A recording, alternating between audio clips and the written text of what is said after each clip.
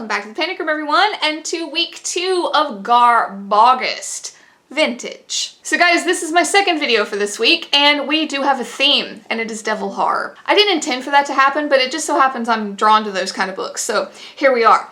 Now, if you tuned in to the first Garbogust Vintage video, you will know that we talked about Baphomet's Meteor, published in 1972. It was a huge stinker, so I was really hoping this second book would kind of like bring me up out of this gutter of vintage that I had stumbled and fallen face first into.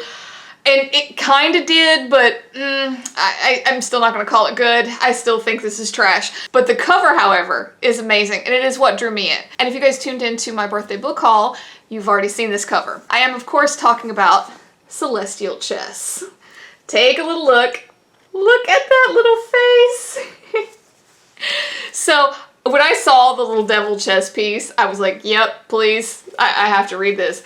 And the premise sounded stupid, so I wanted to read it for Vintage Week here in Garbogust. So this one was published in 1979, which is a few years newer than Baphomet's Meteor, and I was hoping that that would mean it was a little bit better. And it kind of was. The premise of this book is that you have a priest who is playing chess with the devil. That's it. And that is the most generalized blurb that I've ever read about a book now that I've read this. There's just so much more to it than that, and it gets a little bit more meta than that, I feel like. So to give you guys a little bit of an overview, your main character is this American man who is teaching at Oxford University in England. And, you know, he's pretty much just doing this research about this particular set of manuscripts. And the manuscripts were written by this like obscure priest who they thought was like a Satanist, who was like burned, you know, because he went off the rails and was insane. And so interspersed in the book, you kind of go back in time, I want to say to like maybe the 1200s, I'm pretty sure.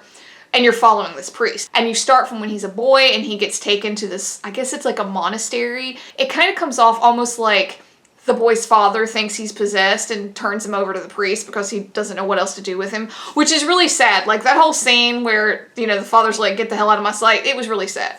But then you find out that, you know, there is something wrong with this boy. And it gives you a little bit of a taste as to what drove the father to do this, which was some antics between the boy and his sister, which were kind of gross. However, the boy seems to be aware that he has these evil thoughts, these evil intentions. Not to the point where, like, they're talking to him or some shit. He just knows. He knows that he is evil. And it's never gone into as to really why. He just knows this about himself. So like I said, the book goes back and forth. You're following this priest back in the day, you know, and he's, you know, becoming very intelligent, you know, studying all this shit. You know, he falls in love with the game of chess and all this. And he also just bones so many people. Like, it's just like girl after girl after girl. And actually, our American guy in the present day, you know, he's no angel either. And can I just add that there are some amazing plays on words here about those certain acts that both our priest guy and our American professor perform.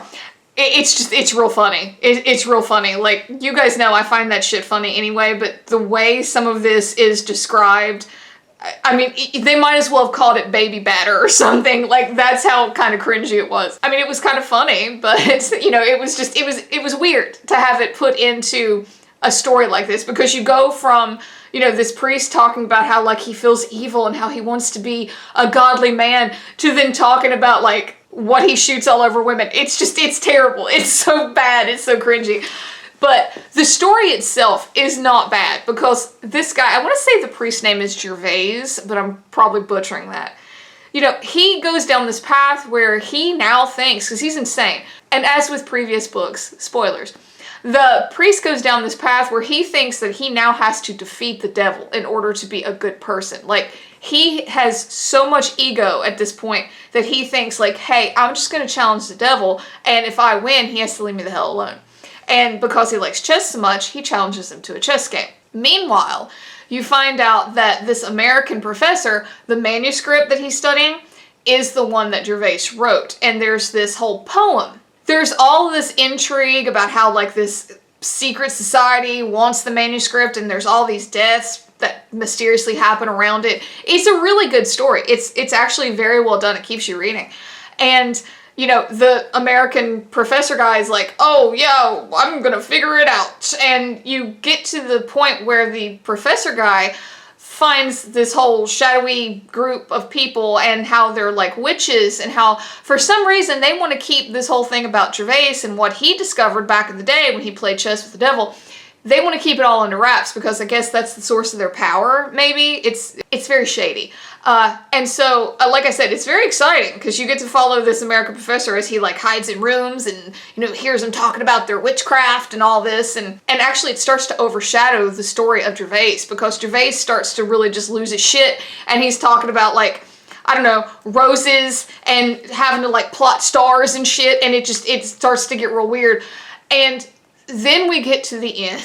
And I have to say, as the book came to its end, there's this whole thing between the professor and this, I guess he's like an elder at the college or something, and the guy's daughter. And it starts to get old because the book has him go visit him because of like where the guy's house is where Gervais was when he plotted the stars and all this. But it's like he spends days there. Days and days and days. And after a while, it starts to drag. Like, me as a reader, I was like, can we get to the point?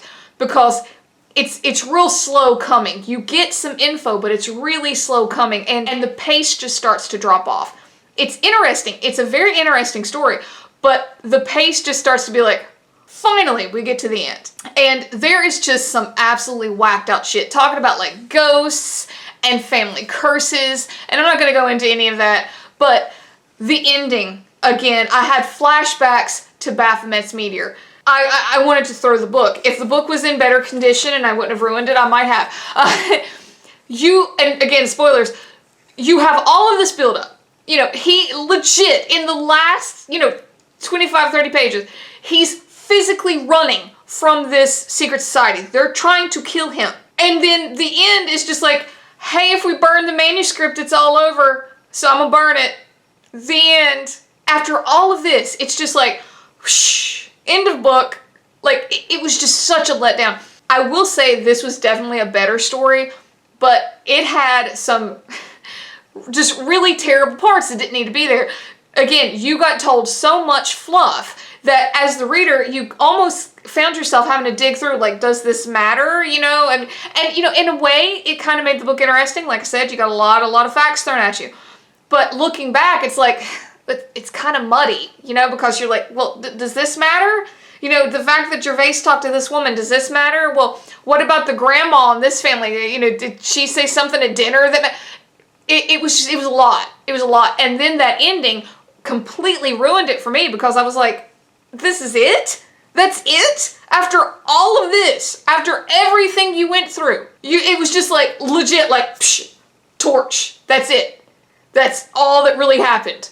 And then, he got like a Dear John letter from a girl and just like rode off in the sunset. It was real bad. And I go back to what I said in the Baphomet's Meteor video.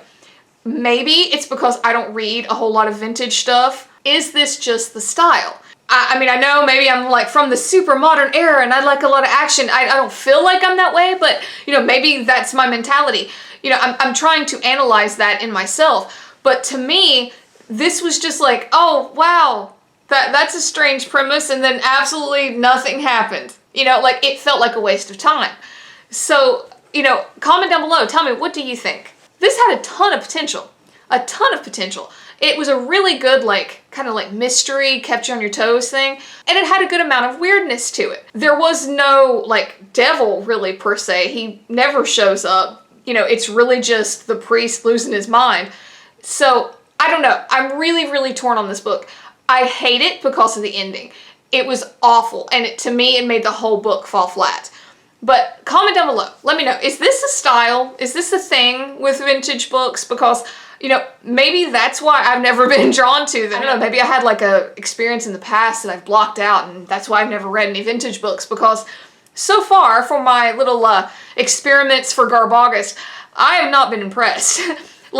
I will say this one had the better story, but both of them, both this one and Baphomet's Meteor, just blew it in the ending. They were awful. They just fell flat. The action completely went out. It was like you just blew out a candle. It was just gone. And they had so much stuff. You know, this one especially, Celestial Chest especially, had so much stuff that it was just like, what do I need to know about the story? You know, it was just so hard to get through. And I really think after my 2 books that maybe this is just a style choice. But please, I would love to know what you guys think, especially those of you who read a lot of trashy books, those of you who read a lot of vintage books. Comment down below. Let me know what you think. So guys, thank you for coming back for week 2 of Garbogus. This is our second video for vintage, so thank you for hanging out.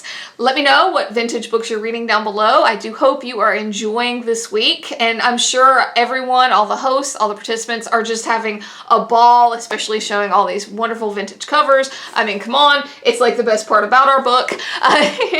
So again, let me know what you're reading down below. And if you like this, please hit like, hit subscribe. It would really help me out. And until next time, bye for now.